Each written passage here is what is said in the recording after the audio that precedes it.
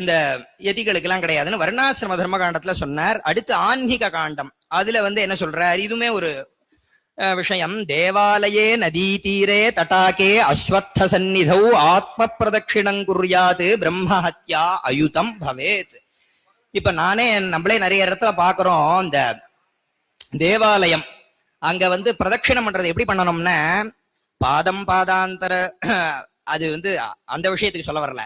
அந்த துவஜஸ்தம்பத்துல இருந்து ஆரம்பிச்சு துவஜஸ்தம்பம் தான் பிரதட்சிணம் பண்ணணும். ஆத்ம பிரதட்சிணம்னா தன்னை தானே சுத்திக்கிறது. அந்த மாதிரி பண்ணினா அயுதம் பவேது பிரம்மஹத்யான்னர். பிரம்மஹத்யான ஒரு தோஷம், அது 10,000 பண்ண பாபம் வரும். அதனால தன்னை தானே சுத்திக்கப்படாது. என்ன பண்ணணும்னா முழுக்க தான் பிரதட்சிணம் பண்ணணும். இது தேவாலயே நதி தீரே, அதுவும் இதேதான். நதிக்கு பிரதட்சிணம் இருக்கு அப்படிங்கிறது இதனால பிராப்தி கிடைக்கிறது. நதியும்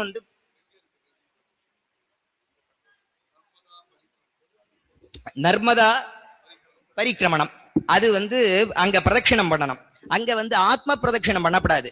பண்றதுனால பிரதட்சிணம் பண்ண பலனும் கிடைக்காது, அது பெரிய தோஷம்னு சொல்றது. பிரம்மஹத்யா அயுதம் பவேது. அயுதம்னா 10,000 பிரம்மஹத்தி பண்ண தோஷம் வரும் அப்படின்னாரு. அடுத்து தடாகே, தடாகேன்னா குளம், குளத்தையும் முழுக்கதான் பிரதட்சிணம் பண்ணா, ஆத்ம பிரதட்சிணம் பண்ணப்படாது. அஸ்வத்த சந்நிதௌ, இதுவும்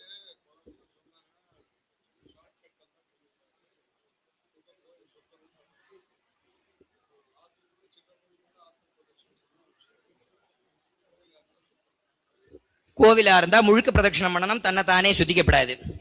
அப்படி இதெல்லாம் இந்த விஷயங்கள்லாம் நிறைய சொல்லப்பட்டிருக்கு. இதனால இதெல்லாம் பண்ணக்கூடாதுன்னு இதுக்கு எல்லாத்துக்குமே பிராப்தி இருக்கு. இது எல்லாமே தேவதா ஸ்வரூபம்னு நம்மளுக்கு